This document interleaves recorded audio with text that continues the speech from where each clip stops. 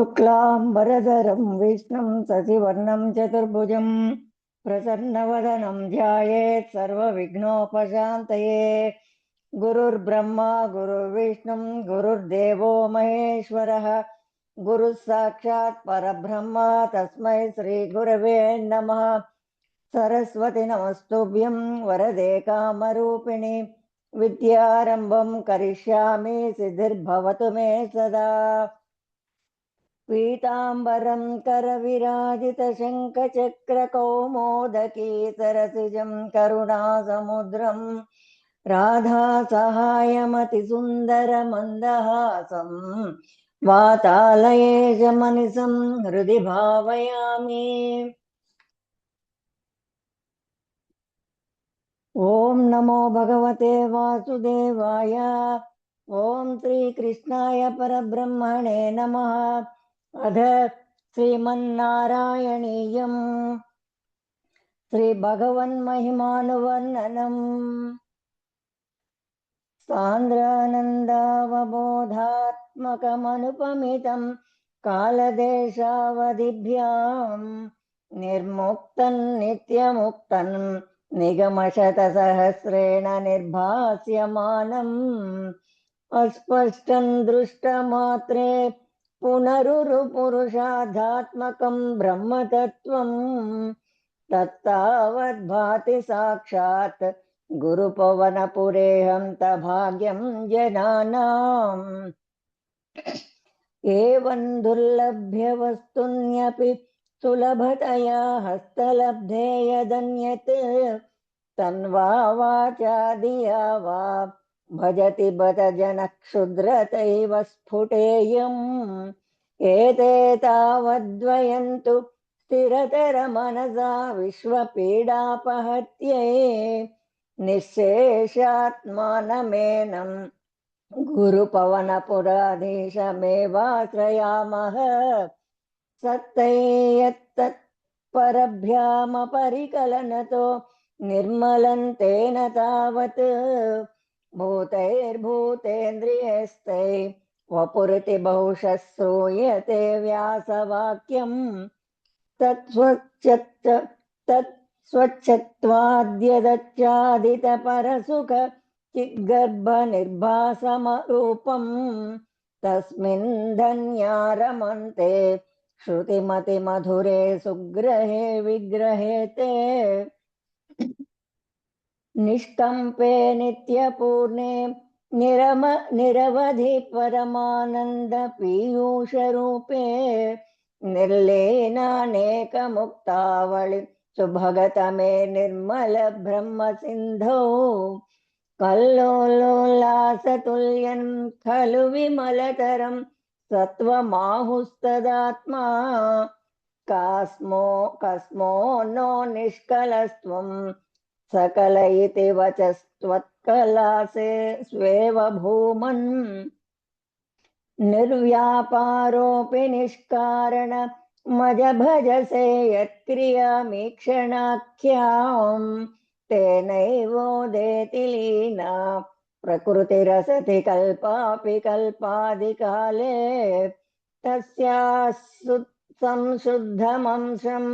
कमपि तमतिरोधायकं सत्यरूपम्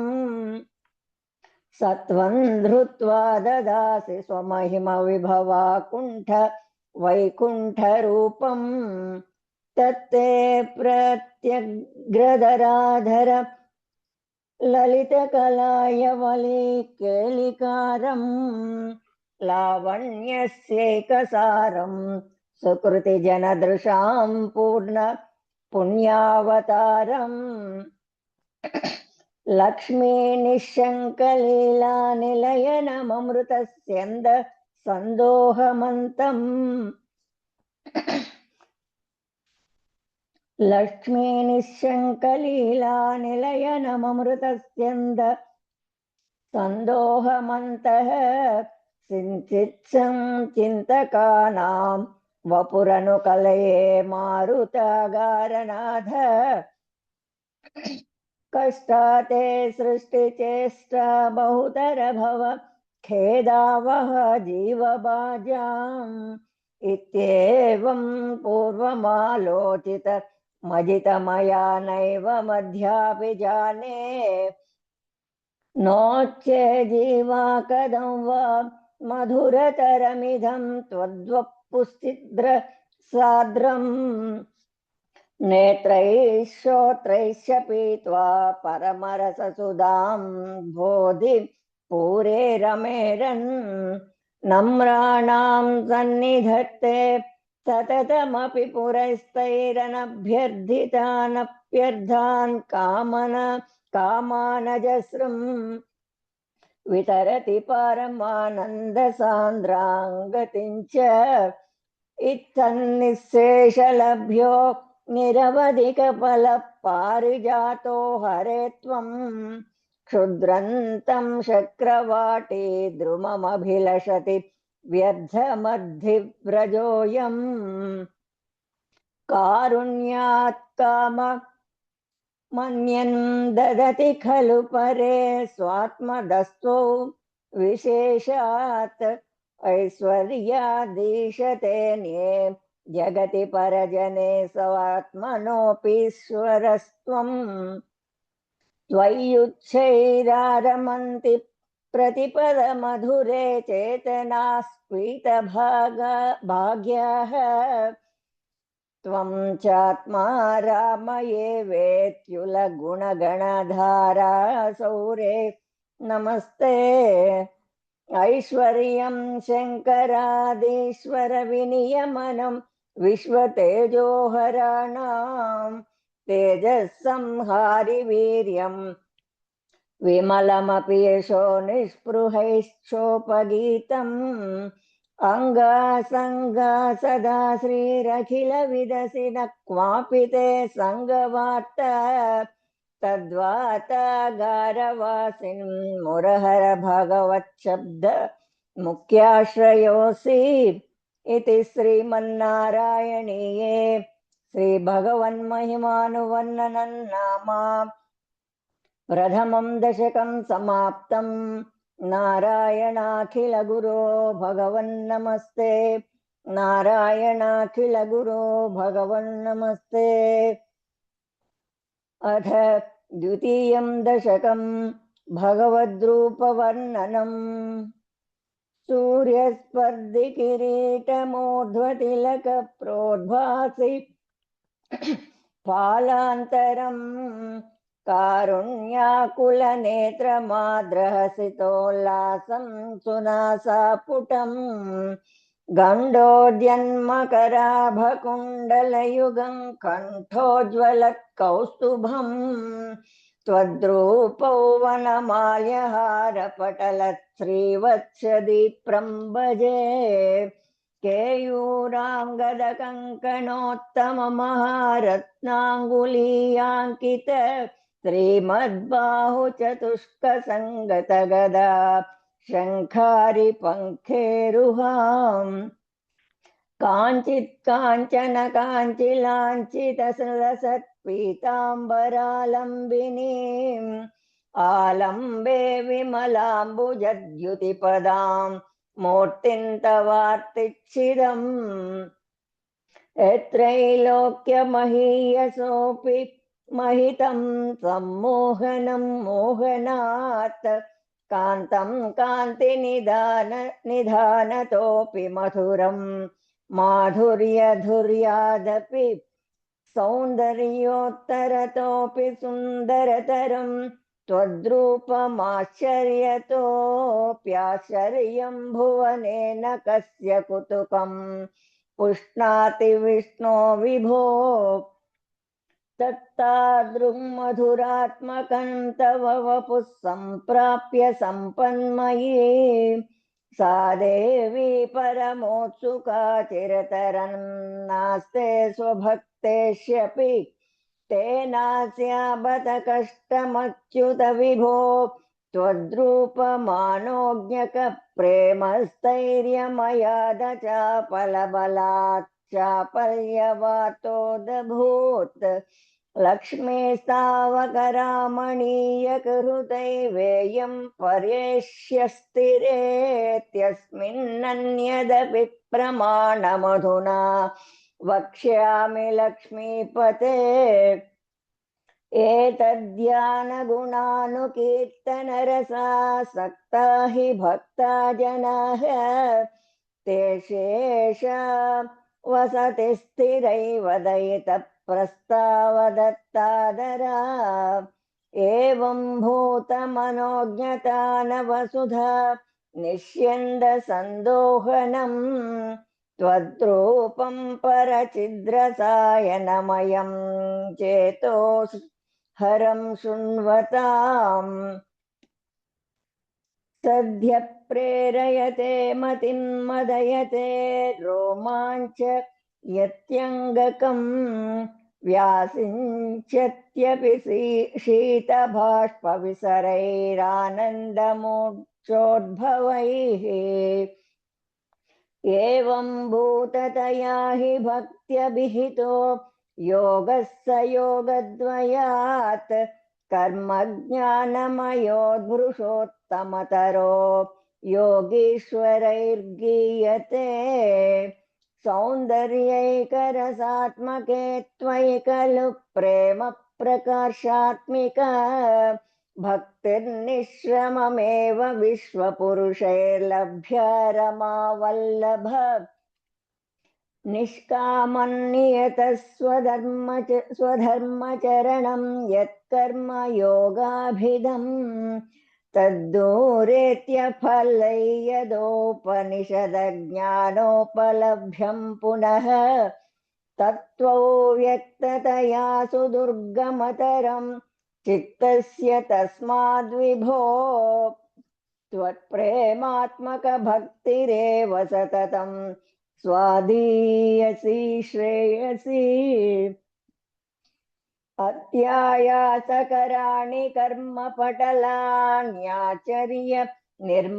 निर्यन्मलः बोधे भक्तिपदे दग्धवाप्युततां मायान्ति किं तावता क्लिष्ट्वा तर्कपथे परं तव वपुद्ब्रह्माख्यमन्ये पुनः चित्ताध्रत्वमृते विचिन्त्य बहुभिः सिद्ध्यन्ति जन्मान्तरैः त्वद्भक्तिस्तु कदा रसामृतझरी निर्मज्जनेन स्वयं सिद्ध्यन्ति विमलप्रबोधपदवीमक्लेश तस्तन्वती सद्यः सिद्धिकरी जयत्यै विभो सैवास्तु मे त्वत्पदप्रेम प्रौढिरसाद्रता द्रुततरं वातालयाधीश्वर इति श्रीमन्नारायणीये श्रीभगवद्रूपवर्णनं नाम द्वितीयं दशकं समाप्तं नारायणाखिलगुरो भगवन्नमस्ते नारायणाखिलगुरो भगवन्नमस्ते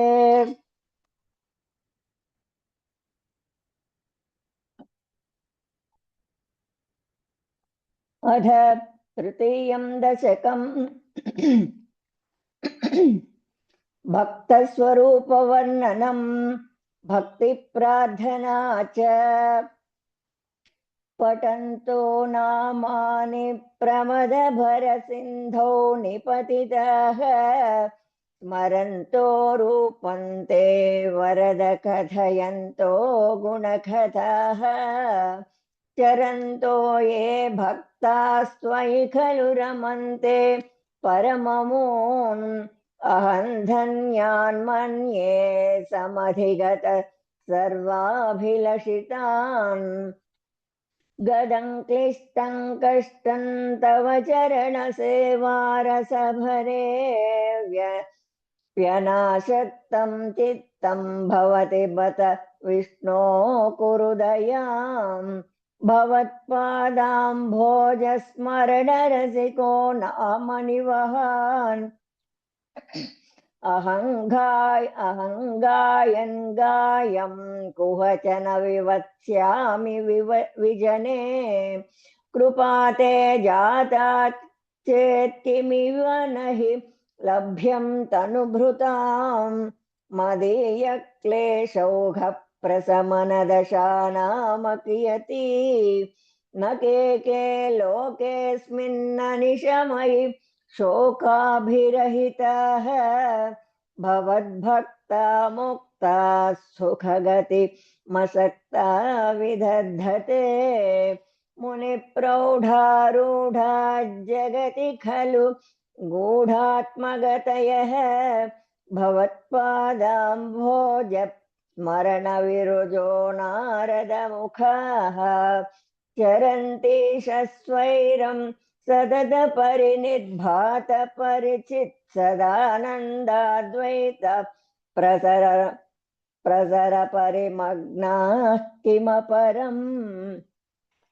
भवद्भक्तिस्फीता भवतु भवतु मम शैव प्रशमयेत् आशेषक्लेशौघन् न खलु हृदि सन्देहकणिका न चेत् व्यासस्योक्षिस्तव च वचनं नैगमवचः भवन्मिथ्यारध्या पुरुषवचनप्रायमखिलं भवद्भक्तिस्तावत् प्रमुखमधुरा त्वद्गुणरसात् किमप्यारूढा चेदखिल परितापप्रशमने पुनश्चान्ते स्वान्ते विमलपरिबोधो बोधोदयमिलन् महानन्दाद्वैतं दिशति किमतः प्रार्थ्यमपरम् विधूय क्लेशान् मे कुरु चरणयुग्मन् धृतरसं भवत्क्षेत्रप्राप्तौ करमपि च ते पूजनविधौ भवन्मूर्त्यालोके नयनमधते पादतुलसी परिघ्राणे घ्राणं श्रवणमपि ते चारुचरिते प्रभूताधिव्याधिप्रसभजलिते मामकहृदि त्वदीयन्तद्रूपं परमसुख चिद्रूपमुदीयात् उदञ्छद्रो माञ्चो गलित बहुहर्षाश्रु निवहः यथा विस्मर्यासं दुरुपशमपीडा परिभवान् मरुद्गेहाद्धिषत्वयि खलु पराञ्चोऽपि सुखिनः भवत्स्नेही सोऽहं सुबहु परितप्ये च किमिदम् अकीर्तिस्ते मा भूत् वरद गदभारं प्रशमयन् भवद्भक्तोत्तंसं झटिति कुरु मां कंसदमन किमुक्तैर्भूयोभिस्तव हि करुणा यावदुदीयात् अहं तावद्देव प्रहितविविधार्थ प्रलपितः पुरङ्क्लुप्ते पादे वरद तव नेष्यामि दिवसान् यथा शक्तिव्यक्तिन्नतिनुति निषेवा विरचयन् इति श्रीमन्नारायणीये भक्तस्वरूपवर्णनं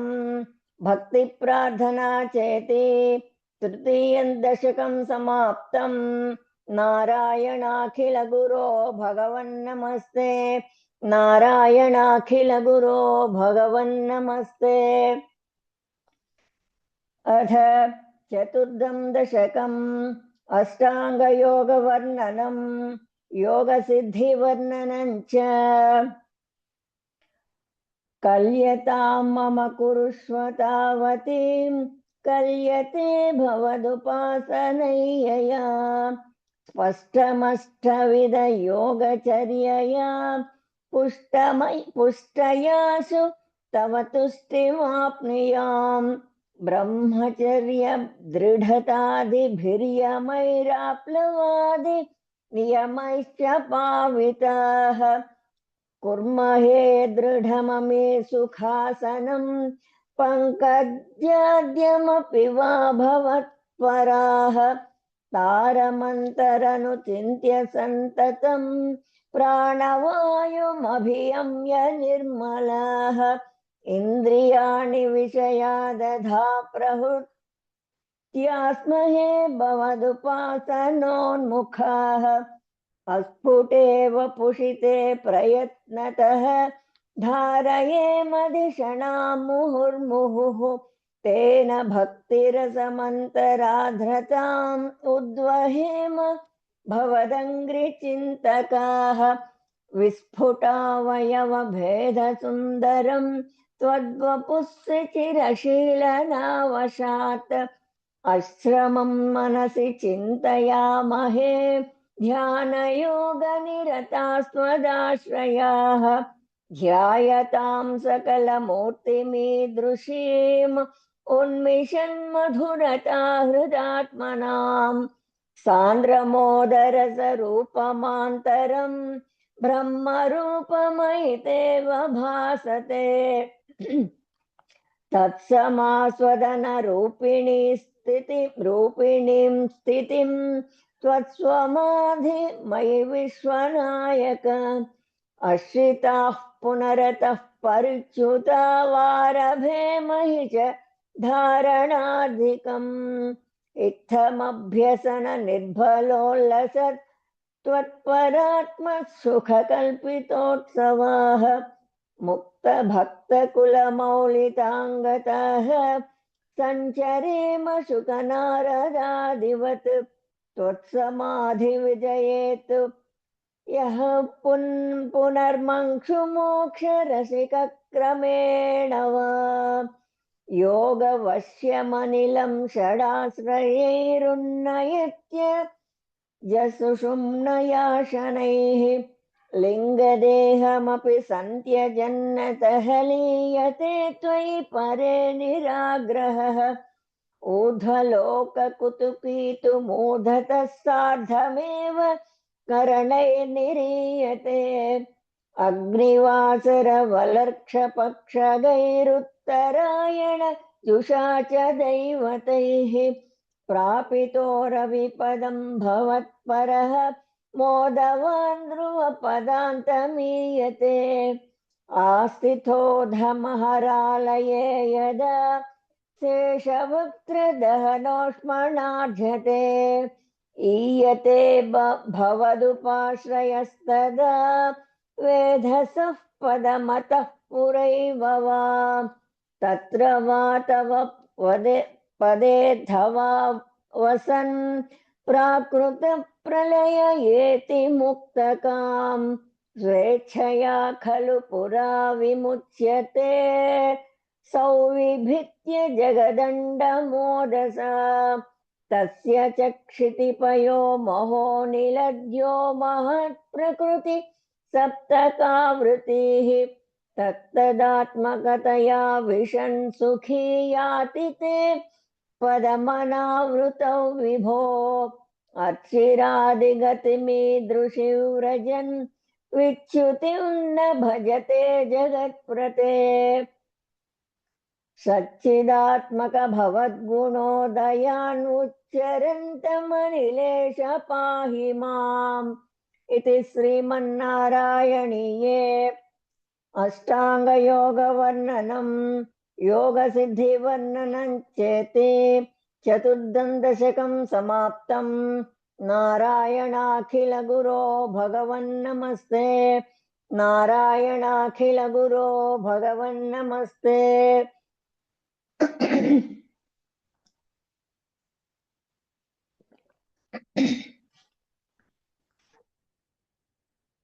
व्यक्ताव्यक्तमिति न किञ्चिदभवत् प्राकृतप्रक्षये मायायां गुणसाम्यरुद्ध विकृतौ त्वय्यागतायां लयम् नो मृत्युश्च तदामृतं च समभून्नान्मोह न समभून्ना नो न रात्रे स्थितिः सत्रैकस्त्वमशिष्यदाः किल परानन्दप्रकाशात्मना कालः कर्म गुणाश्च जीवनिवह विश्वं च कार्यौ विभो चिल्लीलारतिमेयुषि त्वयि तदा निर्लीनता माययुः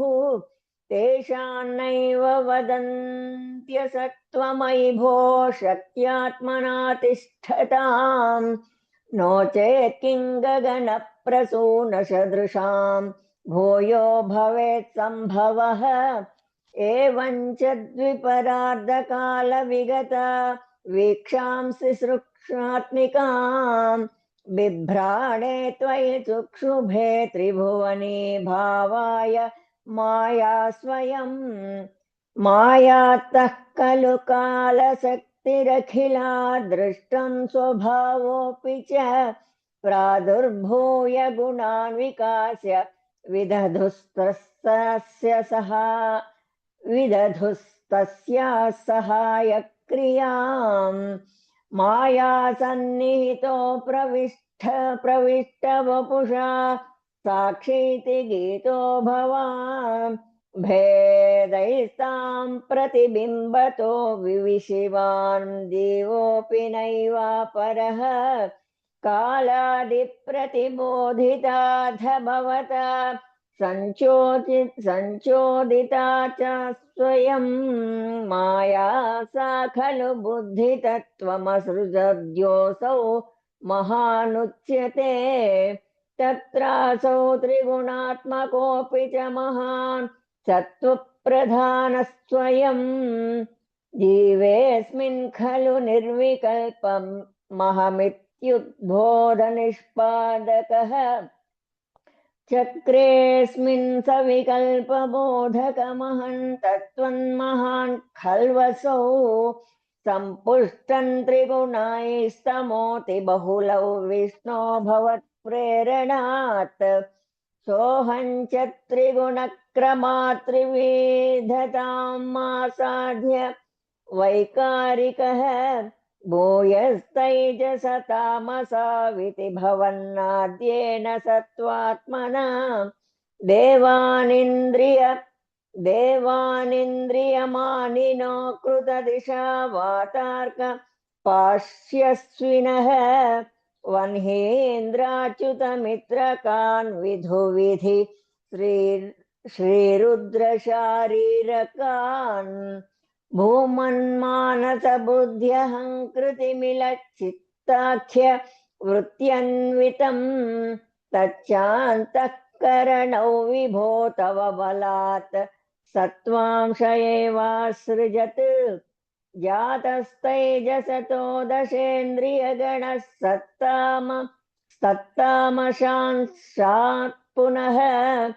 सन्मात्रं नभसो मरुत्पुरपते शब्दो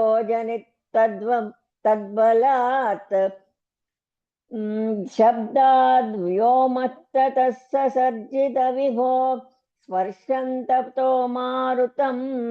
तस्माद्रूपमतो महोऽथ चरसं तोयं च गन्धं महीम् एवं माधव पूर्वकलनादाद्याद्य धर्मान्वितम् भूतग्राममिमुं त्वमेव भगवन् प्राकाशयस्तामसात् एते भूतगणास्तथेन्द्रियगणा देवाश्च जाताः पृथक् पृथक् नोषेकोद्भुवनाण्डनिर्मितिविधौ देवैरमीभिस्तदा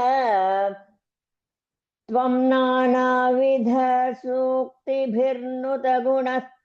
तत्त्वान्यमून्याविशन्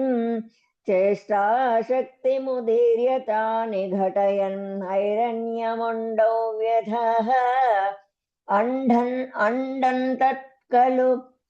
अण्डन्तत्खलु पूर्वस्पष्टसलिले तिष्ठत् सहस्रं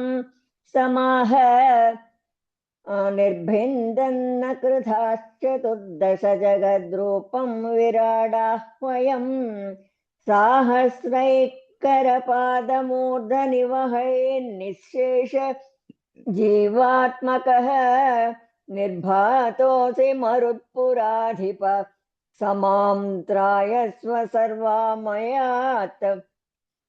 इति श्रीमन्नारायणीये विराट् पुरुषोत्पत्तिवर्णनं नाम पञ्चमं दशकं समाप्तम्। नारायणाखिल गुरो भगवन्नमस्ते। नारायणाखिल गुरो भगवन्नमस्ते। अथ षष्ठं दशकं विराट् देहस्य जगदात्मत्ववर्णनम्।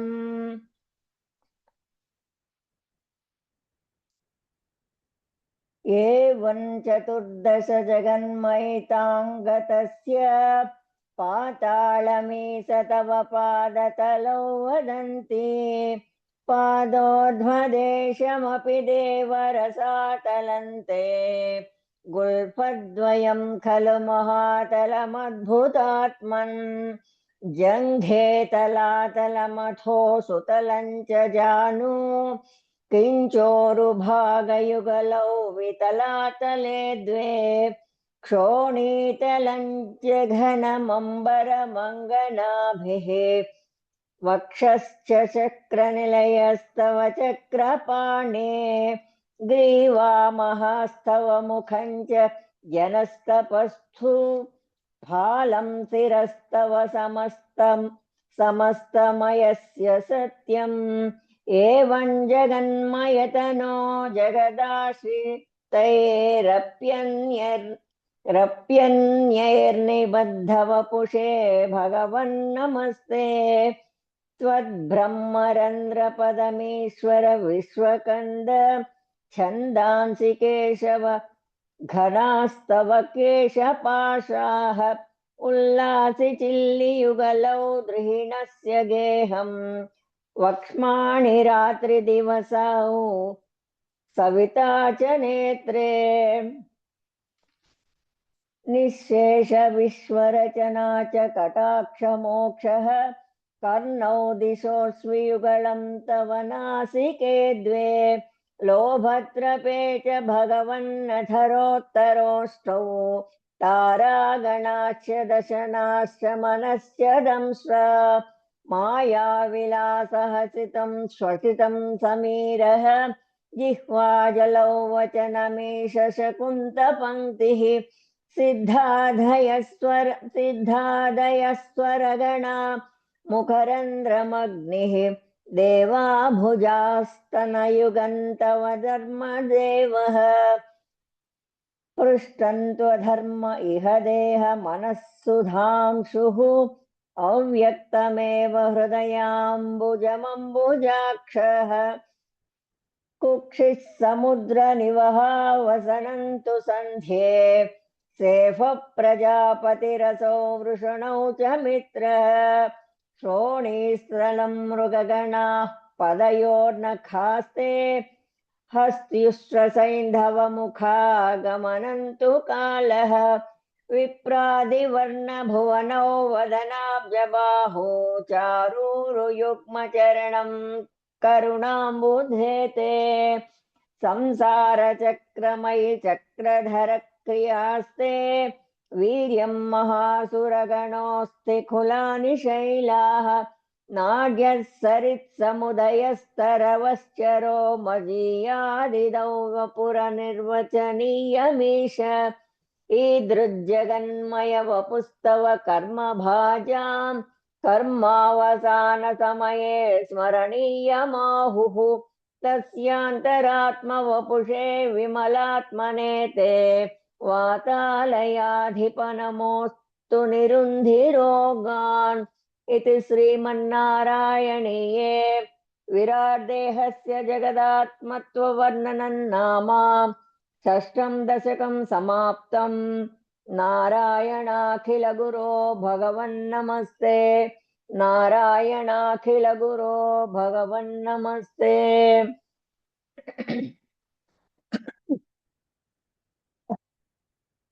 अथ सप्तमं दशकं हिरण्यगर्भोत्पत्तिवर्णनं वैकुण्ठदर्शनं च। एवं देव चतुर्दशात्मकजगद्रूपेण जातः पुनः तस्योर्ध्वं खलु सत्यलोकनिलये जातोऽसि धाता स्वयं। यं शंसन्ति हिरण्यगर्भमखिल त्रैलोक्यजीवात्मकम् यो भूत्स्फीतरजो विकारविकसन्नानासृक्षारसः सोऽयं विश्वविसर्गधत्त हृदयः सम्पश्यमानः स्वयं बोधं कल्वनवाप्य विश्वविषयचिन्ताकुलः सत्तिवान् तावत्त्वं जगतां पतेत पतपेत्येवं हि वैहायसें वाणीमेनमशिश्रवः श्रुतिसुखां कुर्वन् तव प्रेरणाम्। कोऽसौ मामवदत्सु मानिति जलापूर्णे जगन्मण्डले दिक्षु दीक्ष्य किमप्यनेक्षितवता वाक्यार्थमुत्वस्यता दिव्यं वर्षसहस्रमाततपसा तेन त्वामारिधतः तस्मै दर्शितवानसि स्वनिलयं वैकुण्ठमेकाद्भुतम् माया यत्र कदापि नो विकुरुते भाते जगद्भ्यो बहिः शोकक्रोधविमुह साध्वसमुखा भावासु दूरङ्गताः सान्द्रानन्दजरी च यत्र परमज्योतिः प्रकाशात्मके तत्ते धाम विभावितौ विजयते वैकुण्ठरूपौ विभो। यस्मिन्नाम चतुर्भुजा हरिमिणिश्यामा वदा तत्त्विषः नानाभूषणरत्नदीपितदिशो राजद्विमानालयाः भक्तिप्राप्त तथो विधोन्नतपदा दीव्यन्ति दिव्या जनाः तत्ते धाम निरस्त सर्वसमलो वैकुण्ठरूपं जयेत् नानादिव्यवधूजनैरभिवृता विद्युल्लता तुल्यया विश्वोन्मादनहृद्यगात्रलतया विद्योतिता शान्तरा त्वत्पादाम्बुजसौरभैककुतुका लक्ष्मी स्वयं लक्ष्यते यस्मिन् विस्मयनीय दिव्यविभवो तत्ते पदं देहि मे तत्रैवं प्रतिदर्शिते निजपदे रत्नासनाध्यासितं भास्वत्कोटिलसत्किरीटकटकाद्याकल्पदी प्राकृते श्रीवत्साङ्कितमास्तकौ शुभमणिच्छायारुणङ्कारणम् विश्वेशां तव रूपमैक्षत विधिस्तत्ते विभो भातु मे कालाम्भोदकलाय कोमलरुचि चक्रेण चक्रं दिशाम् आवृण्वानमुदारमन्दहसितस्यन्दप्रसन्नाननम् राजत्कम्बुगदारि पङ्कजधर श्रीमद्भुजामण्डलम् द्रष्टुः सुस्तिकरौ पुस्तव विभो मद्रोगमुद्वासयेत् दृष्ट्वा सम्भृतसम्भ्रमः कमल भूस्त्वत्पादपाथोरुहे हर्षावेशवशं पदो निपतितः प्रीत्या कृतार्थी भवन् जानास्येव मनीषितं मम विभो ज्ञानं तदा पादय द्वैताद्वैतभवत्स्वरूपपर मिथ्याचष्टतं त्वां भजे आताम्रे चरणे विनम्रमथतं हस्तेन हस्ते स्पृशन् बोधस्ते भविता न सर्गविधिभिर्बन्धोऽपि सञ्जायते इत्याभाष्य गिरं प्रतोष्य नितरां तच्चित्तगूढस्वयम् स्पष्टो तं समुदैरायन्न भगवन्नुल्लासयोल्लाघताम् इति श्रीमन्नारायणीये हिरण्यगर्भोत्पत्तिवर्णनं नाम गर्भोत्पत्तिवर्णनं वैकुण्ठदर्शनं चेति सप्तमं दशकं समाप्तम्। नारायणाखिलगुरो भगवन्नमस्ते। नारायणाखिलगुरो भगवन्नमस्ते।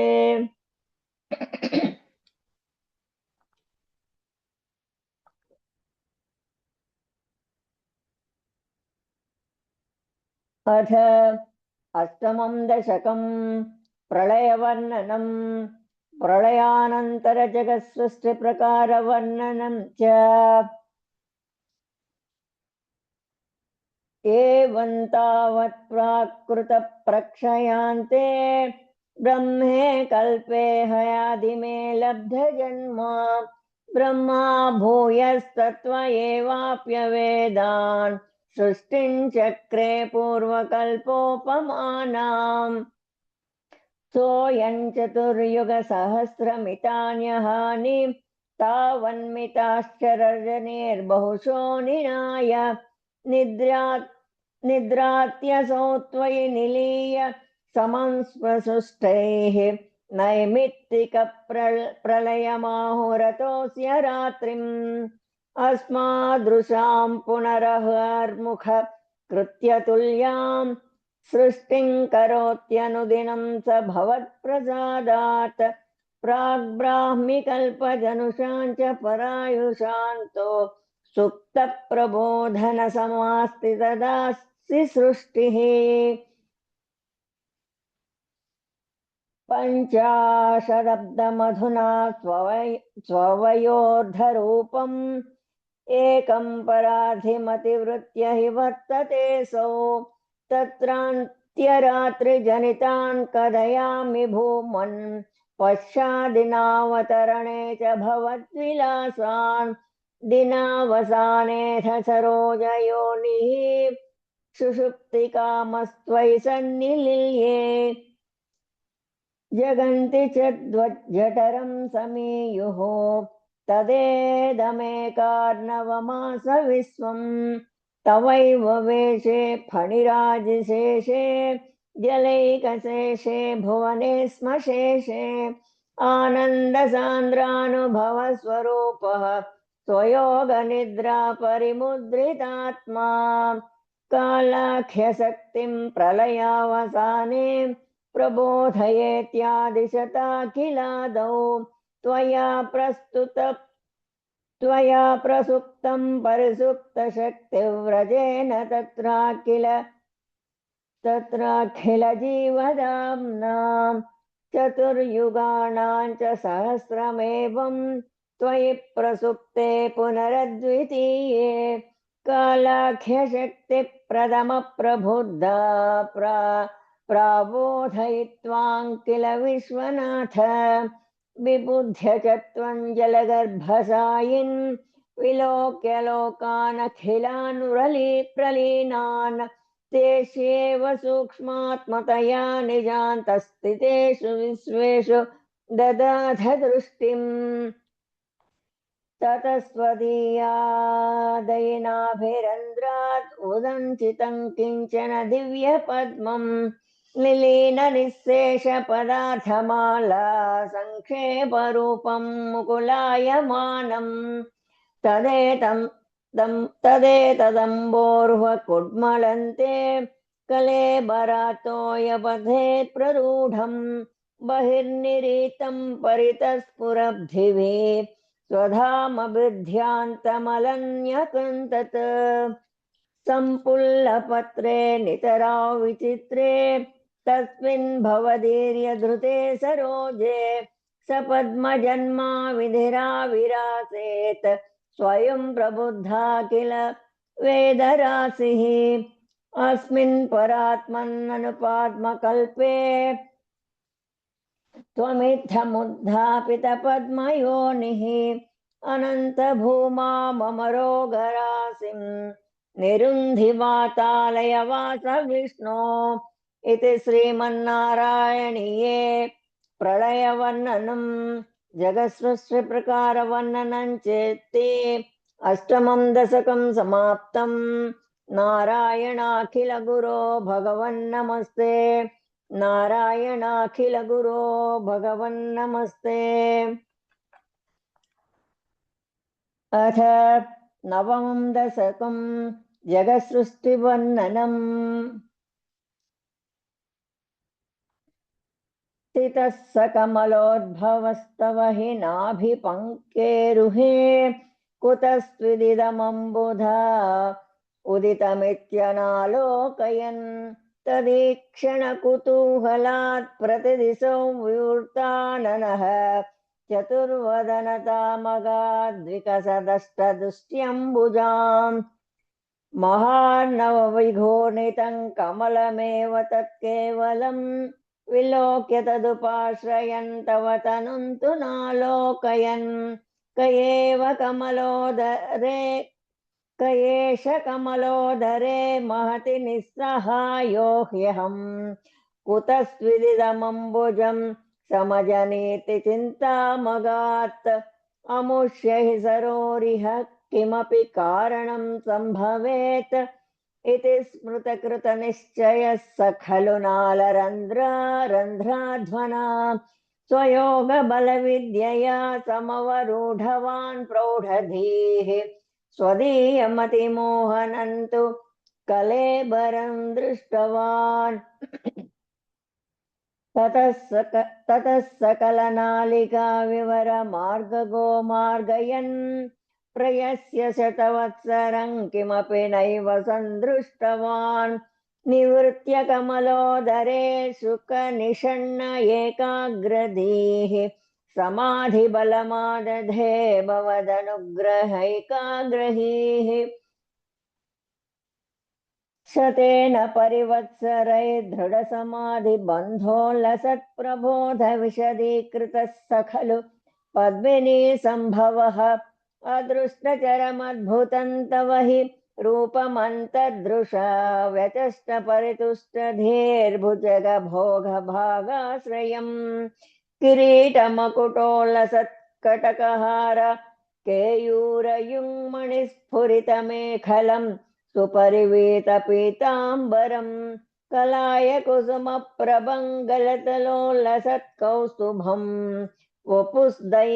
वपुस्तदयि भावये कमलजन्मने दर्शितम् श्रुतिप्रकरदर्शितप्रचुरवैभव श्रीपते हरे जय जय प्रभो पदमुपैषि दृश्यादृशोः कुरुष्य धियमाशु मे भुवन निर्मितौ कर्मठाम् इति द्रुहिणवर्णित स्वगुणभं हि मां पाहि मां लभस्वभुवनत्रयी रचन दक्षताम् अक्षताम् गृहाण मदनग्रहं कुरु तपश्च भूयो विधे भवत्व किल साधनी मयि च भक्तिरत्युत्कटेत्युदीर्य गिरमादधा मुदितचेतसौ वेधसम् शतं कृततपास्ततः स खलु दिव्यसंवत्सरान् अवाप्य च तपोबलं मतिबलं च पूर्वाधिकम् उदीक्ष्य किल कम्पितं पयसि पङ्कजं वायुना भवद्बलविजृम्भितः पवनपाथसि पीतवान् तवैव कृपया पुनः सरसिजेन तेनैव सह प्रकल्प्य भुवनत्रयीं प्रववृते प्रजानिर्मितौ तथाविध कृपाभरो गुरुमरुत्पुराधीश्वर त्वमासु परिपाहि मां गुरुदयोक्षितैरीक्षितैः इति श्रीमन्नारायणीये जगत्सृष्टिप्रकारवर्णनं नाम नवमं दशकं समाप्तम्। नारायणाखिलगुरो भगवन्नमस्ते। नारायणाखिलगुरो भगवन्नमस्ते।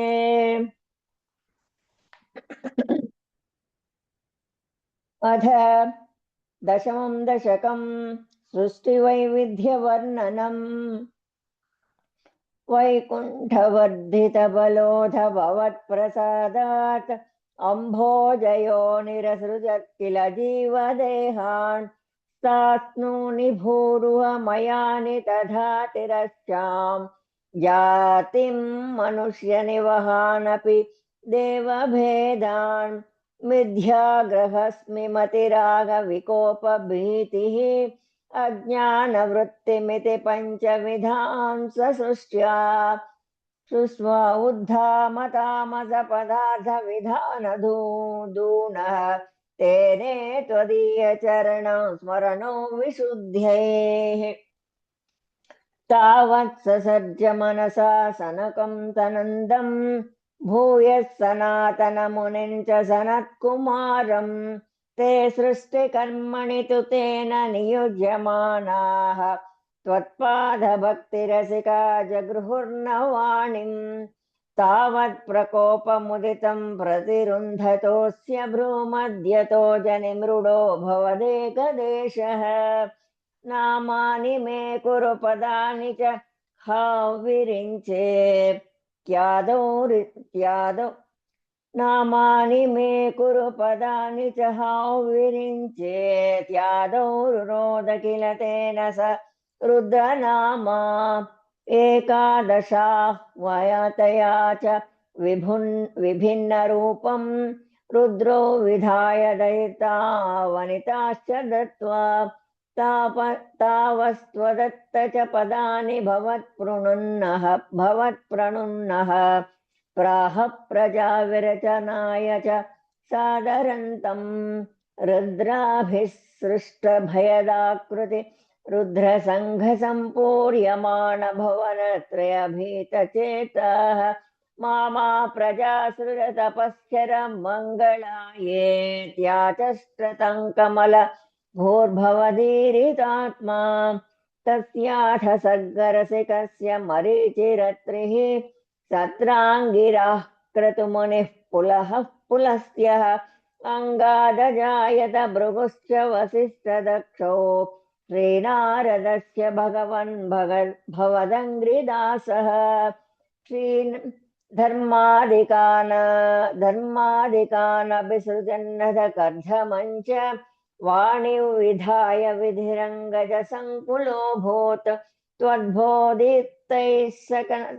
त्वद्बोधितैः सनकदक्षमुखैस्तनूजैः उद्बोधितस्य विररामतमो विमुञ्चन् वेदान् पुरान्निवहानपि सर्वविद्याः कुर्वन् निजाननगणात् चतुराननोऽसौ पुत्रेषु तेषु विनिधाय ससर्गवृद्धिम् अप्राप्नुवंस्तव पदाम्बुजमाश्रितोऽभूत् जानन्नुपायमधदेहमजो विभज्य श्रीपुंसभावमभजन्मनु तद्वधूभ्याम् ताभ्यां च मानुषकुलानि विवर्धयंस्त्वं गोविन्दमारुष पुरेश निरुन्धिरोगान् इति श्रीमन्नारायणीये सृष्टिवैविध्यवर्णनन्नामा दशमं दशकं समाप्तं नारायणाखिलगुरो भगवन्नमस्ते नारायणाखिलगुरो भगवन्नमस्ते।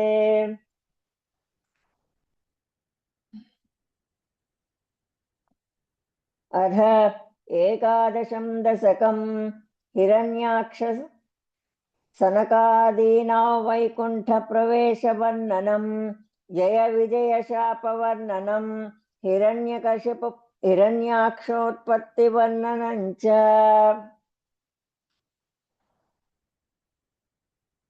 क्रमेण सर्गे परिवर्धमाने कदापि दिव्यासनकादयस्ते भवद्विलोकाय विकुण्ठलोकं प्रपेदिरे मारुतमन्दिरेश मनोज्ञनैः श्रेयस काननाद्यै अनेकवापि मणिमन्दिरैश्च अनोपमं तं भवतो निकेतं मुनीश्वराः प्रापुरतोऽतकक्ष्याः भवद्दिदृक्षून् भवनौ विविक्षो द्वास्तौ जयस्तान् विजयोऽप्यरुन्धाम् तेषां च चित्ते पदमापकोपः सर्वं भवत्प्रेरणयैव भूमन् वैकुण्ठलोकानुचितप्रचेष्टौ कष्टौ युवान् दैत्यगतिं भजेतम् इति प्रशप्तौ भवदाश्रीयौ तौ हरिस्मृतिर्नोऽस्त्विति नेमतुस्तान् तदेतदाज्ञाय भवानवाप्तः सहैव लक्ष्म्या बहिरम्बुजाक्ष खगेश्वरां सार्पित चारुबाहुः आनन्दयस्तां नभिराममूर्त्या प्रचार्य गेर्भे स्तुवतो मुनीन्द्रान् अनन्यनाथावथ पार्षदौ तौ संरम्भयोगेन भवैस्त्रिभिर्मा उपेतमित्यात्तकृपन्यगाधीः त्वदीयभृत्यावध कास्यपात्तौ सुरारिवीरावुदितौ द्वौ सन्ध्या समुत्पादनकष्टचेष्टौ यमौ च लोकस्य यमाविवान्यौ हिरण्यपूर्वः कशिपुक्किलैकः परो हिरण्याक्ष इति प्रतीतः उभौ भवन्नाथमशेषलोकम् वृषान्यरुन्धान् निजवासनान्धौ तयो हिरण्याक्ष महासुरेन्द्रः प्रणायदावन्ननवाप्तवैरी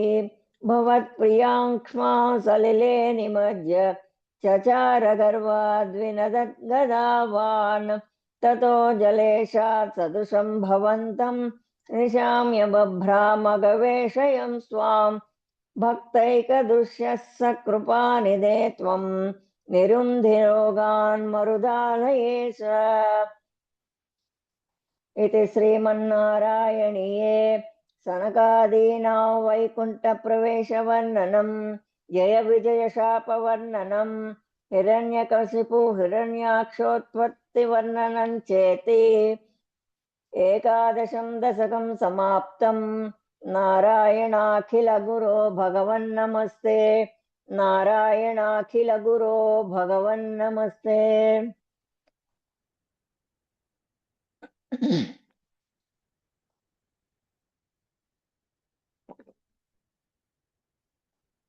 अथ द्वादशं दशकं वराहावतारवर्णनं भूम्युद्धरणवर्णनं च स्वायम्भुवो मनुरथो जनसर्गशीलः दृष्ट्वा महीमसमये सलिले निमग्नां त्वष्टारमापशरणं भवदङ्घ्रिसेवा तुष्टाशयं मुनिजनैः सह सत्यलोके कष्टं प्रजा सृजति मय्यवनिर्निमग्ना स्थानं सरोज भव कल्पय तत्प्रजानाम् इत्येवमेष कथितो मनुना स्वयंभूः अम्भोरुहाक्षतव पादयुगं व्यचिन्तेत् हा हा विभो जलमहान्यपिबं पुरस्तात् अद्यापि मज्जति मही किमहं करोमि इत्थं त्वदङ्घ्रियुगलं शरणय्यतोऽस्य नासापुटात् समभवश्शिशुकोलरूपी अङ्गुष्ठमात्रवपुरुत्पतितः पुरस्तात् भूयोऽथ कुम्भिनसदृशः समजृम्भदा त्वम् अभ्रे तथा विदुमुदीक्ष भवन्तमुच्चैः विस्मेरता विधेरगात् सहसूनुभिः स्वैः कोऽसावचिन्त्य महिमा कितिरुत्थितो मे नासापुटात् किमु भवेद्यदि तस्य माया इत्थौ विचिन्तयति धातरि शैलमात्रः सद्यो भवन् किल जगज्जितघोरघोरम् तन्ते निनादमुपकर्ण्य जनस्तपस्ताः सत्यस्थिताश्च मुनयोर्नुनुर्भुवन्तम् तस्तोत्रहर्षुलमनाः परिणध्य भूयस्तोयाशयौ विपुलमूर्ते रवातरस्त्वम् ऊर्ध्वप्रसारे परिधूम्रविधूतरोमा प्रोक्षिप्तवालधिरवाङ्मुखघोरगोणः तूर्णप्रदीर्णजलधः परिमूर्णदक्ष्णा स्तोत्रों मुनीन् शिशिरयन्नवतेरिधत्वम् अन्तर्जलन्तदनुसङ्कुलनक्रचक्रम् भ्राम्यत्तिमिङ्गिलकुलं कलुषोर्मिमालम् आविश्य भीषणरवेण रसातलस्ताम् आकम्पयन् वसुमतीमगवेशयस्त्वम् दृश्याथः दैत्यहतकेन रसातलन्ते संवेशितां झटति कूटकिटिर्विभो त्वम् आपातुकानविगणय्य सुरारिखेटां द्रष्टाङ्कुरेण वसुधा मदधाः सलीलम् अभ्युद्धरन्नधरान् दशनाग्रलग्नमुस्ताङ्कुराङ्कितैवाधि कपीवरात्मा उद्धूतघोरसलिलाज्जलधेरुदञ्चन् क्रीडावराहवपुरेश्वर पाहि रोगात् इति श्रीमन्नारायणीये वराहावतारवर्णनम् भूम्युद्धरणवर्णनं चेति द्वादशं दशकं समाप्तम् नारायणाखिलगुरो भगवन्नमस्ते नारायणाखिलगुरो भगवन्नमस्ते। अथ त्रयोदशं दशकं हिरण्याक्षवधवर्णनम् हिरण्याक्षत्तावद्वरद भवदन्वेषणपरं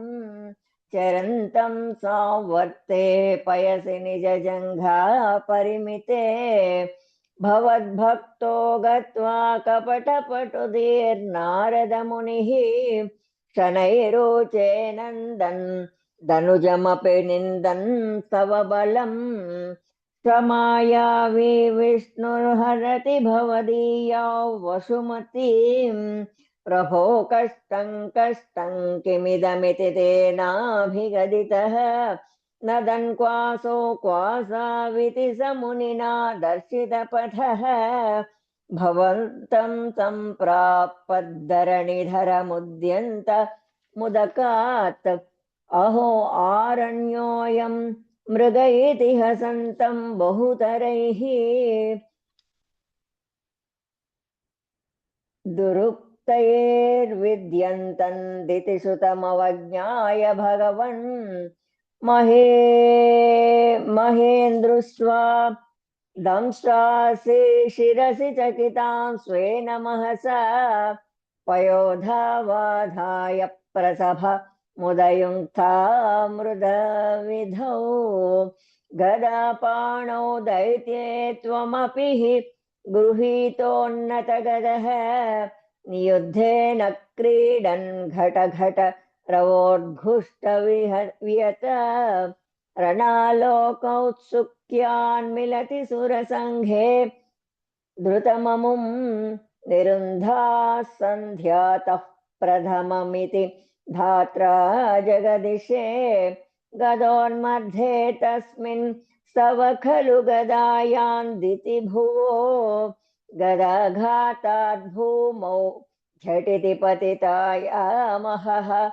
भोः मधुस्मेरास्त्वस्त्वन् दनुजकुलनिर्मूलनचणम् महाचक्रं स्मृत्वा करभुवि दधानोरुरुचिषे ततः शूलङ्कालप्रतिमऋषि दैत्ये विसृजति त्वयिच्छिन्देत्यन्त्येनत् करकलितचक्रप्रहरणात् समारुष्टो मुष्ट्या स खलु वितुदं स्वां समतनोत् गलन्माये मायास्त्वयि किल जगन्मोहनकरीः भवच्चक्रज्योतिष्कणलवनिपातेन विधुते ततो मायाचक्रे विततघनरोषान्ध मनसम् गरिष्ठाभिर्मुष्टिप्रहृतिभिरभिघ्नन्तमसुरम् स्वपादाङ्गुष्ठेन श्रवणपदमूले निरवधिः महाकायन्तोऽयन्तव चरणपातप्रमदितः गलद्रक्तो वक्त्रादपददृशिभिः श्लाघितहतिः तदा त्वामुद्दामप्रमदभरविद्योतिहृदयः मुनीन्द्रासानन्द्राभिस्तुतिभिरनुवन्नद्वरतनम् त्वचिच्छन्दो रोमस्वपि कुशगणचक्षुषि घृतम् चतुर्होतारोघ्रौ तृगपि वदने चोदरैडा ग्रहजिह्वायान्ते परपुरुषः कर्णे च चमसाः विभो सोमौ वीर्यौ वरदगलदेशेऽप्युपसदः मुनीन्द्रैरित्यादिस्तवनमुखरैर्मोदितमनः मह्यस्यामूर्त्या विमलतर कीर्त्या च विलसन् स्वधिष्ण्यं सम्प्राप्तः सुखरस विहारी मधुरिपो निरुन्ध्यारोगं मे सकलमपि वातालयपते इति श्रीमन्नारायणीये हिरण्याक्षवधवर्णनं नाम त्रयोदशकं दशकं समाप्तम् नारायणाखिल गुरो भगवन्नमस्ते नारायणाखिल गुरो भगवन्नमस्ते। अध चतुर्दशं दशकं कपिलोपाख्यानम्। सुमनुस्मृततावकाङ्घ्रियुग्मः सुमनुः पङ्कजसम्भवाङ्गजन्मा निजमन्तरमन्तराय हीनं चरितं ते कथयन् सुकन्निनाय समये खलु तत्र कथमाख्यः द्रुहिणच्छाय भवस्तदीयवाच धृतसर्गरसो निसर्गरम्यम् भगवन् त्वामयुतं समाश्रिसेवे गरुडोपरि कालमेघकम्रं विलसत्येलि सरोजपाणिपद्मं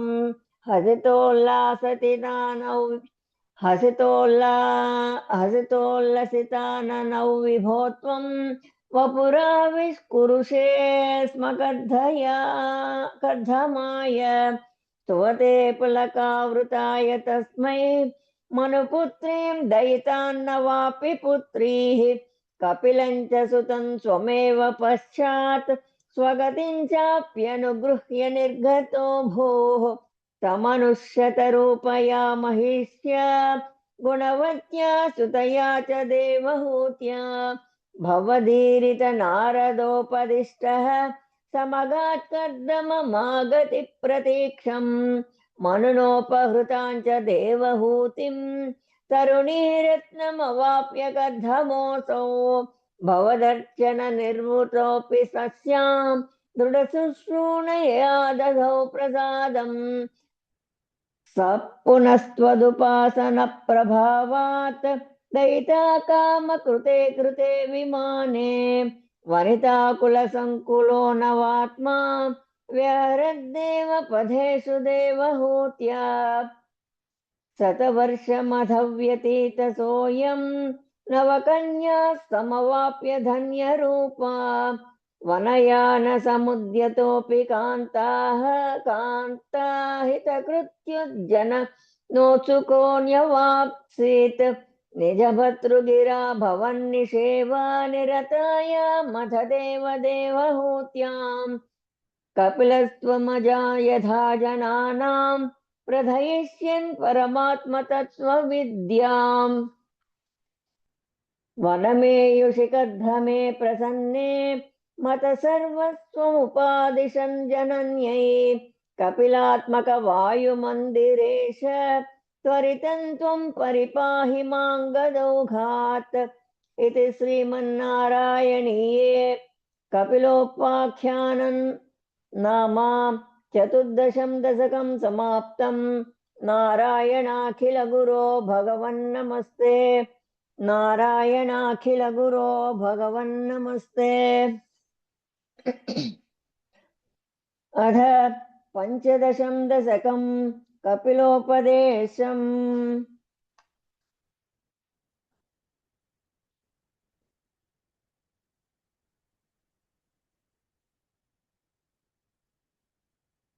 मतिरिह गुणसक्ता बन्धकृत्तेष्वसक्ता त्वमुत कृतु परुन्धे भक्तियोगस्तु शक्तिं महदनुगमलभ्या भक्तिरेवात्र साध्या कपिलतनुरिति त्वं देवहूत्यै न्यगादीः प्रकृतिमहदहङ्काराश्च मात्राश्च भूतान्यपि हृदपिदसाक्षे पुरुषपञ्चविंशः इति विदितविभागो मुच्यते सौ प्रकृत्या कपिलतनुरिति त्वं देवहूत्यै न्यगादीः प्रकृतिगतगुणया गुणौघैर्नाज्यते पूरुषोऽयं यदि तु सजति तस्मात् तद्गुणास्तम्भजेरन् मदनुभजन तत्त्वालोचने साप्यपेयात् कपिलतनुरिति त्वं देवहूत्यै न्यगादीः विमलमतिरुपात्तैरासनाद्यैर्मदङ्गम् गरुडसमधिरूढं दिव्यभूषायुधाङ्कम् रुचितुलिततमालं शीलयेतानुवेलं कपिलतनुरिति त्वं देवहूत्यै न्यगादीः मम गुणगणलीला कर्णनैकीर्तनाद्यैः मयि सुरसरिधोः प्रख्यचित्तानुवृत्तिः भवति परमभक्तिः सा हि मृत्योर्विजेत्री कपिलतनुरिति त्वं देवहूत्यै न्यगादीः अहह बहुलहिंसा सञ्चितार्धैः कुटुम्बं प्रतिदिनमनुपुष्टन् श्रीजितो बाललाली विशतिः गृहसक्तो यातनामय्य भक्तः कपिलतनुरिति त्वं देवहूत्यै न्यगादीः युवति जठर खिन्नो जातबोधोऽप्यकाण्डे प्रसवगलितबोध पीडयोल्लङ्घ्य बाल्यम् पुनरपि बत मुहूर्त्येव तारुण्यकाले कपिलतनुरिति त्वं देवहूत्यै न्यगादीः पितृसुरगणयाजी धार्मिको यो गृहस्थः स च निपतति काले दक्षिणाद्वोपगामी मयि निहितमकामं कर्मदुःपदार्थं कपिलतनुरिति त्वं देवहूत्यै न्यगादीः इति सुविदितवेद्यान् देवहे देवहूतिं कृतिनुतिमनुगृह्य त्वं गतो योगिसङ्घैः विमलमतिरथासौ भक्तियोगेन मुक्ता त्वमपि जनहितार्थौ वरस्ते प्रागुदीच्यां परम किं भूत्या त्वत्पदाम्बोज भक्तिं सकलभयविनेत्रीं सर्वकामोपनेत्रीं वदसि खलु दृढं त्वं त्वद्विधूय मायान् वदसि खलु दृढत्वं त्वद्विधूय मायान् मे गुरुपवनपुरेश त्वय्युपाधत्स्व भक्तिम् इति श्रीमन्नारायणीये कपिलोपदेशनाम पञ्चदशं दशकं समाप्तम्। नारायणाखिलगुरो भगवन्नमस्ते। नारायणाखिलगुरो भगवन्नमस्ते। अथ षोडशं दशकं नरनारायणावतारवर्णनं दक्षयागवर्णनं च। दक्षो विरिञ्चतनयोऽथ मनोस्तनूजां लब्ध्वा प्रसूतिमिह षोडश चापकन्याः धर्मे त्रयोदश दधौ पितृषु स्वधाञ्च स्वाहं हविर्भुजि सतीं गिरिशे त्वदंशे मूर्तिर्हि धर्मगृहिणी सुषुवे भवन्तं नारायणं नरसखं महितानुभावम् यज्जन्मनि प्रमुदिता कृततूर्यघोषाः पुष्पोत्करान् प्रभवशुर्नुनुवुत्सुरौघाः दैत्यं सहस्रकवचं कवचैत्परीतं साहस्रवत्सरतपः समराभिलव्यैः पर्याय निर्मिततपः समरौ भवन्तौ शिष्टैककङ्कटममुन्यहतां सलीलम् अन्वाचरन्नुपदिशन्नपि मोक्षधर्मं त्वद्भ्रातुमान् बदरिकाश्रममध्यवाप्सीः चक्रोधते शमतपो बलनिस्सहात्मा दिव्याङ्गना परिवृतं प्रजिघाय मारम् कामो वसन्तमलयानिलबन्धुशाली कान्ताकटाक्षविशिखैर्विकसद्विलासैः विद्यन्मुहुर्मुहुरुकम्पमुदीक्ष्य च त्वां भीतस्त्वयाथ जगदे मृदुहासभाजा भीत्यालमङ्गजवसन्तसुराङ्गनावः मन्मासनन्त्विह जुषुत्वमिति ब्रुवाणः त्वौ विस्मयेन परितस्तुवतामतैषाम् प्रादर्शयन् स्वपरिचारककातराक्षीः सम्मोहनाय मिलिता मदनादयस्ते त्वद्दासिका परिमलैः किल मोहमापुः तद्दत्तान् त्वया च जगृहुस्रवायैव सर्वासि गर्वशमनिं पुनरुर्वसीन्ताम् दृष्टोर्वशीन्तव कदाञ्च निशम्य शक्रः पर्याकुलो जनिबभन्महिमा वमर्षात् एवं प्रशान्तरमणीयतरावतारात् त्वत्तोऽधिको वरद कृष्णतनुस्त्वमेव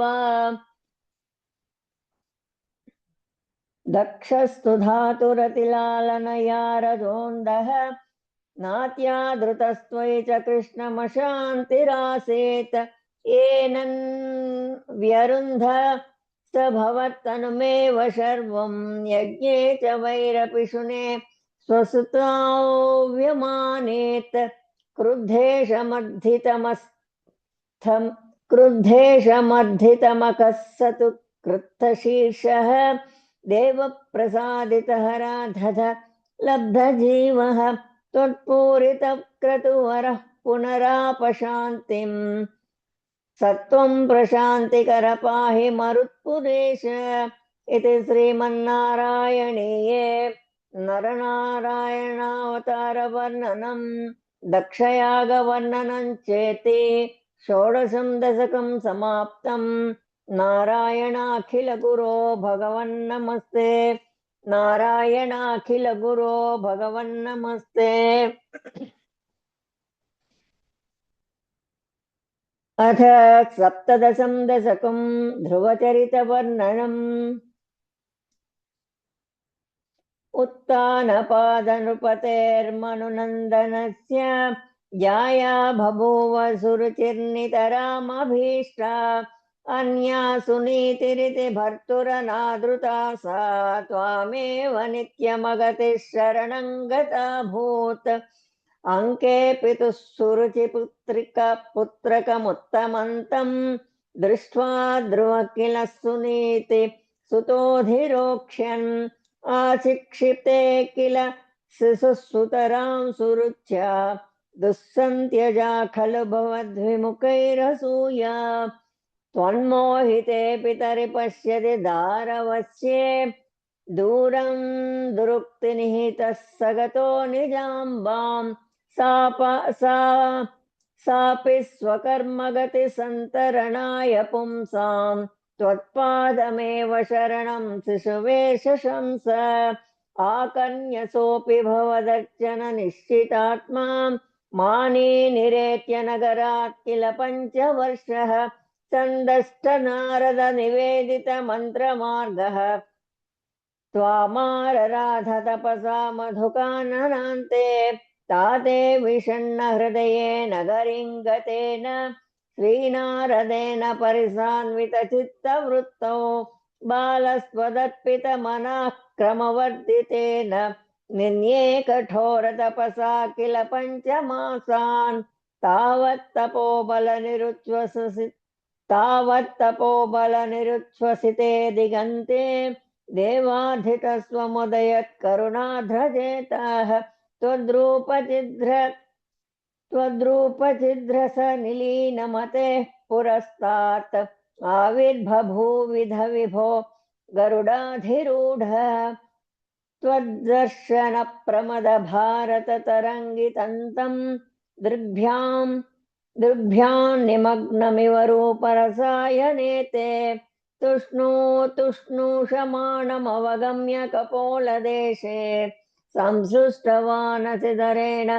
तथादरेण तावद्विबोधविमलं प्रणुवन्तमेनम् आभाषधास्त्वमगम्य तदीयभावम् राज्यं चिरं समनुभूय भजस्व भूयः सर्वोत्तरं ध्रुवपदं विनिवृत्तिहीनम् इत्योतिषित्वयि गते नृपरनन्दनोत्सौ आनन्दिताखिलजनो नगरीमुपेतः प्रेमे चिरं भवदनुग्रहपूर्णकामः ताते गते च वरमादृतराज्यभारः यक्षेण देवनिहिते पुनरुत्तमेऽस्मिन् यक्षैः स युद्धनिरतो विरतो मनुज्ञा शान्त्या प्रसन्नहृदयात् धनदादुपेतात् त्वद्भक्तिमेव सुदृढो मवृणोन्महात्मा अन्ते भवत्पुरुषनीतविमानयात्तः मात्रा समन्ध्रुवपदे मुदितोऽयमास्ते एवं सभृत्य जनपालन लोलधिस्त्वं वातालयाधिपनिरुन्धि ममामयोघान् इति श्रीमन्नारायणीये ध्रुवचरितवर्णनं नाम सप्तदशं दशकं समाप्तम् नारायणाखिलगुरो भगवन्नमस्ते नारायणाखिलगुरो भगवन्नमस्ते।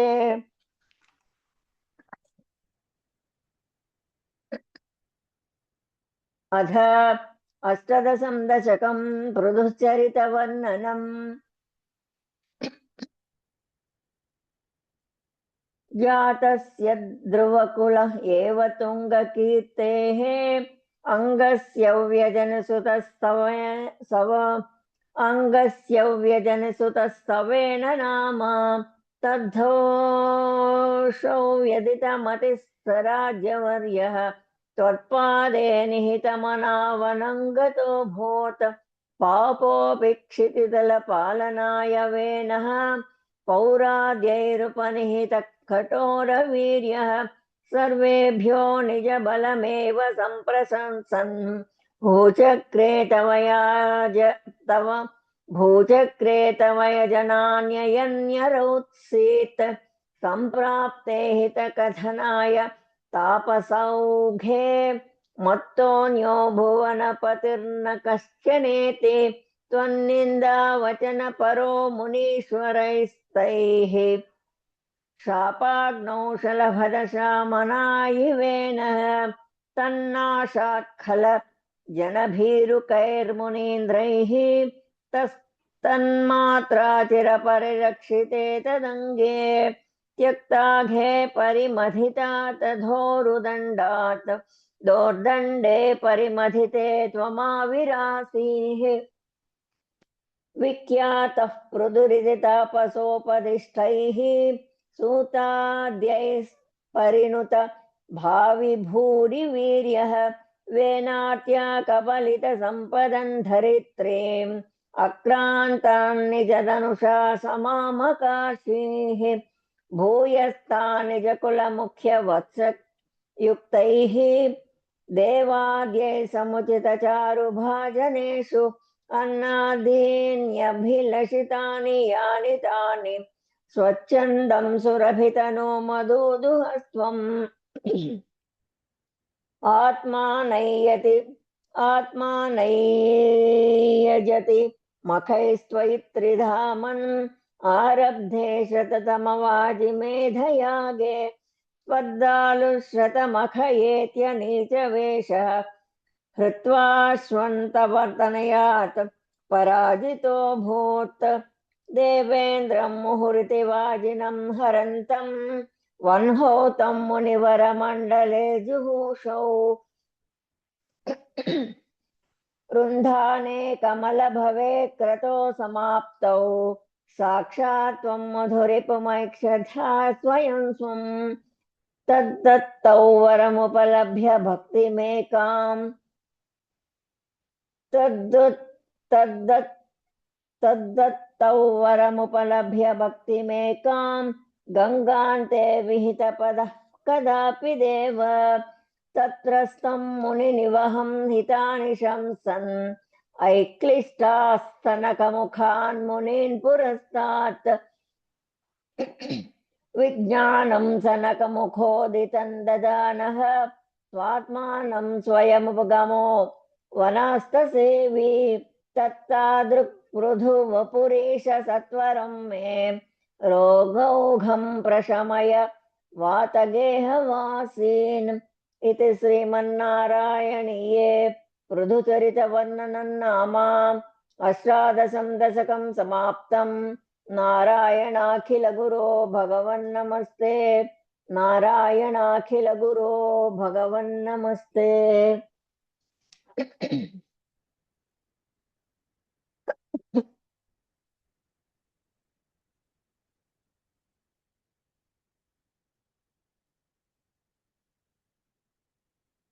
अथ एकोनविंशं दशकं प्राचेतसकदानुवर्णनम् रुधोस्तु सप्ता पृथुधर्म कर्मटकः प्राचीन बर्हिर्युवतौ सुतद्रुतौ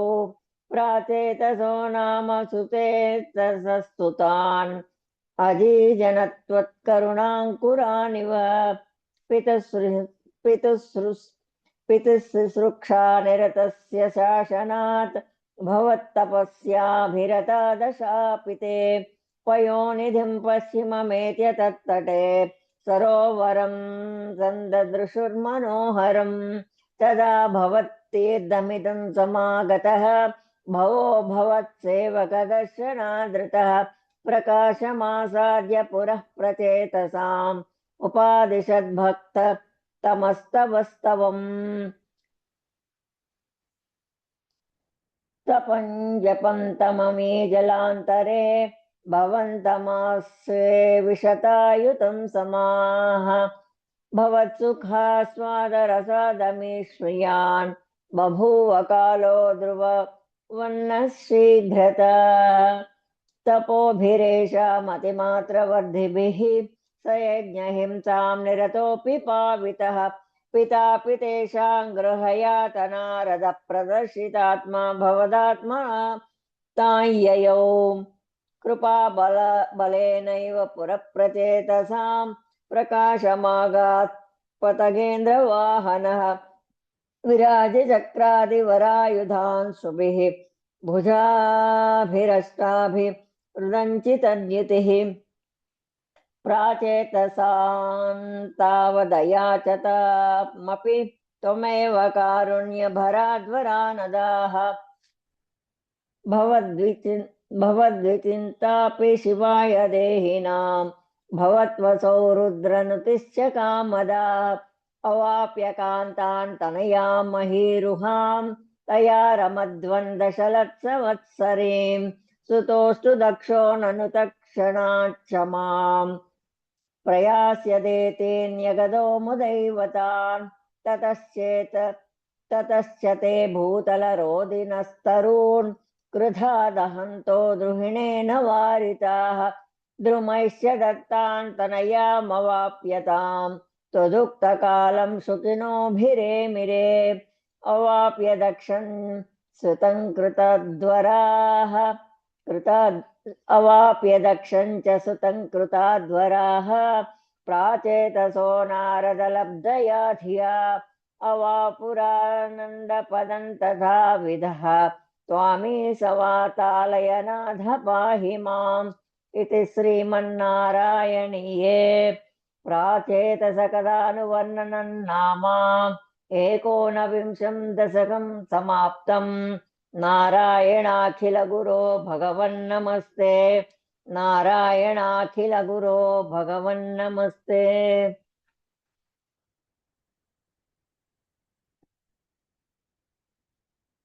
अथ विंशतितमं दशकम् ऋषभयोगीश्वरचरितवर्णनम्। प्रियव्रतस्य प्रियपुत्रभूतात् अग्निद्रराजादुदितो हि नाभिः त्वां दृष्ट्वानिष्टदमिष्टिमध्ये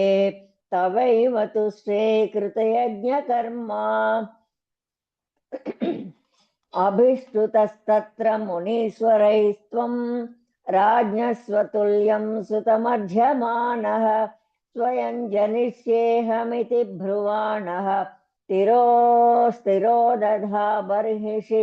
विश्वमूर्ते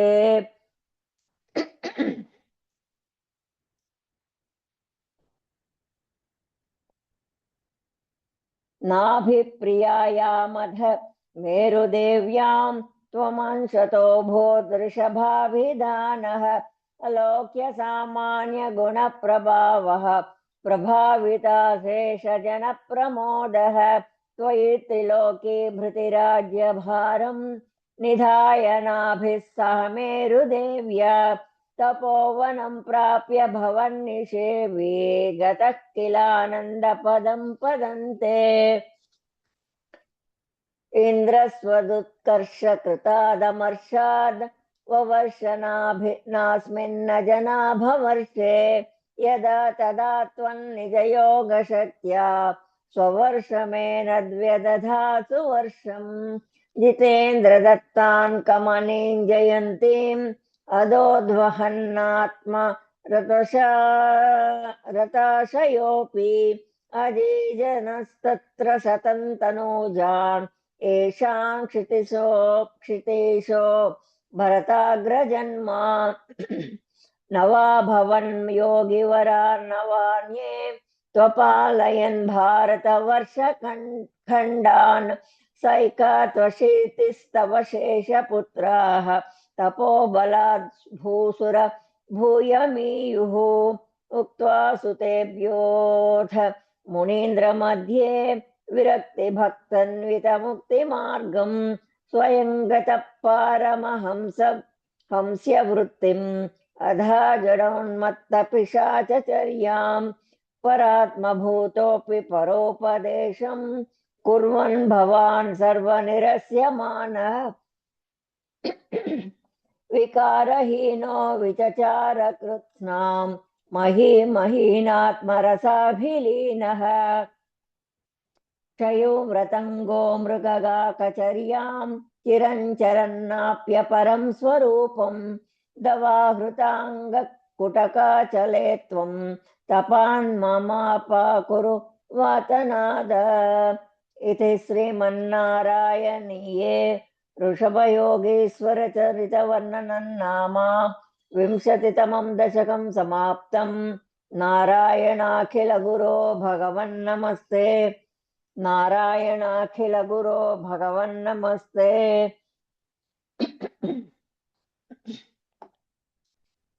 एकविंशतितमं दशकं जम्बूद्वीपादिषु भगवदुपासना प्रकारवर्णनम्। मध्योद्भवे भुवैलावृतनाम्नि वर्षे गौरी प्रधानवनिता जनमात्रभाजी सर्वेण मन्त्रनुतिभिः समुपास्यमानम् सङ्कर्षणात्मकमधेश्वर संश्रये त्वाम् भद्राश्वनामक इलावृतपूर्ववर्षे भद्रश्रवोभिर्ऋषिभिः परिणूयमानम्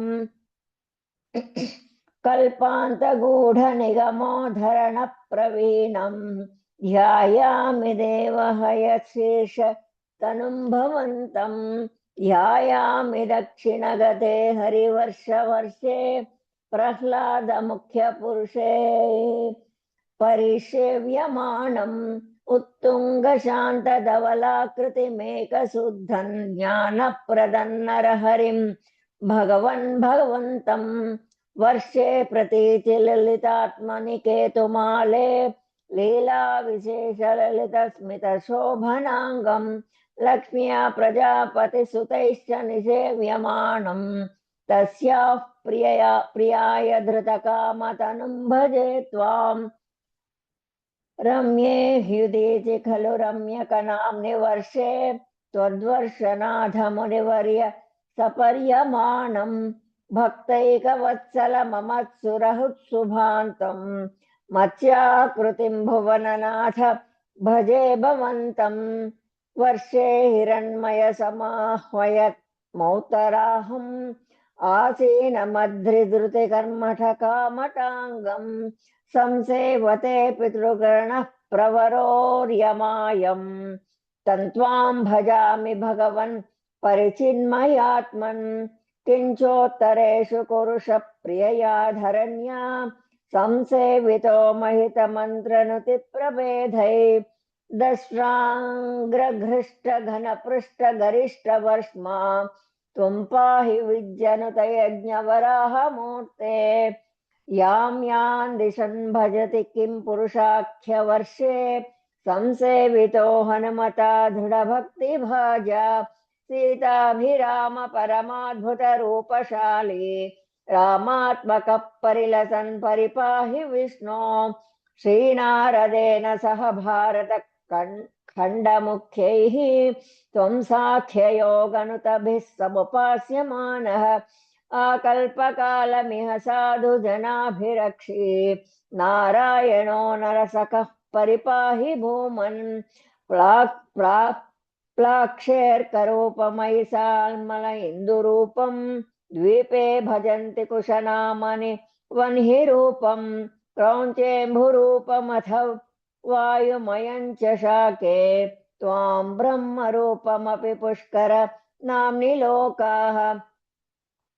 सर्वे ध्रुवादिभिरुडप्रकरैर्गहैश्च पुच्छादिकेश्य वयवेष्वभिकल्प्यमानैः त्वं शिंशुमारवपुषा महितामुपास्यः सन्ध्यासुरुन्धिनरकं मम सिन्धुसायिन् पातालमूलभुविशेषतनुं भवन्तम् लोलैककुण्डलविराजसहस्रशीर्षम् नीलाम्बरनृतहलं भुजगाङ्गनाभिः जुष्टं भजे हरगदान् गुरुगेहनादम् इति श्रीमन्नारायणीये जम्बूद्वीपादिषु भगवदुपासना प्रकारवर्णनम्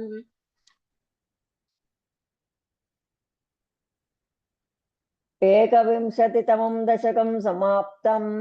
नारायणाखिलगुरो भगवन्नमस्ते नारायणाखिलगुरो भगवन्नमस्ते अध द्वाविंशतितमं दशकम् अजामिलोपाख्यानम् अजामिलो नाम महीसुरः पुरा चरन् विभो धर्मपदान् गृहाश्रमे गुरोर्गिराकानन मेत्यदृष्टवान् सुदृष्टशीलां कुटलां मदाकुलां स्वतःप्रशान्तोऽपि सदा हृताशयः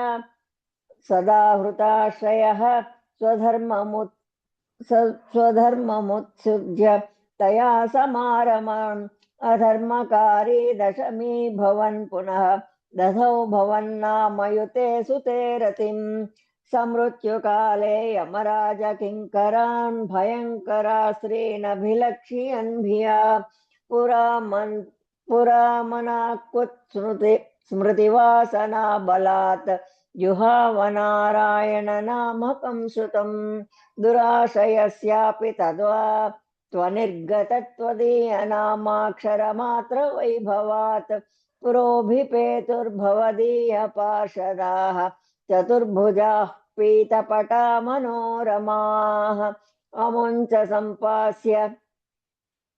विकर्षतो भटान् विमुच्यते त्यारुरुदुर्बलादमी निवारितास्ते च भवज्जनैस्तदा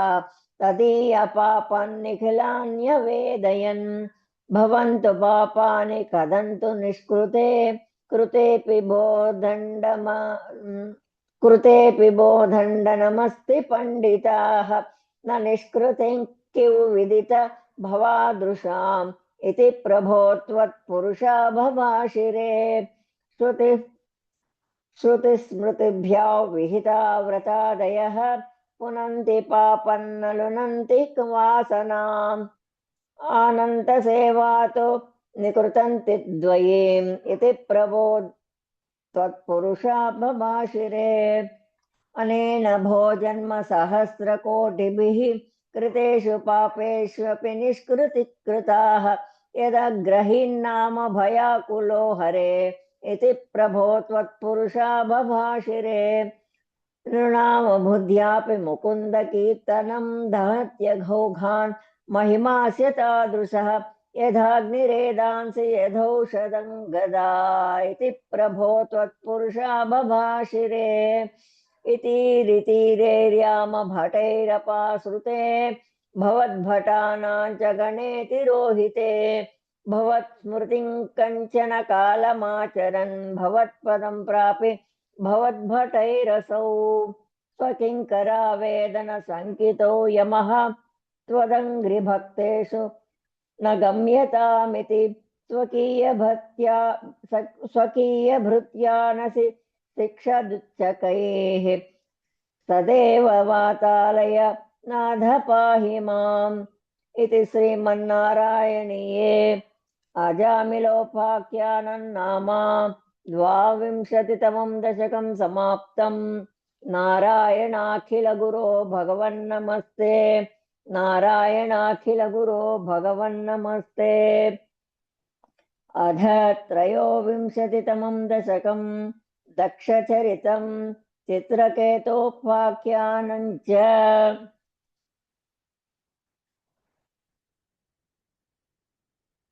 प्राचेतसस्तु भगवन्नपरो हि दक्षः त्वत्सेवनौ व्यदितस्वर्गविवृद्धिकामः आविर्बभूविद तदा लसदष्टबाहुः तस्मै वरं दधिथ तां च वधूमसक्नीं तस्यात्मजास्तु त्वयुत्तमीश पुनः सहस्रं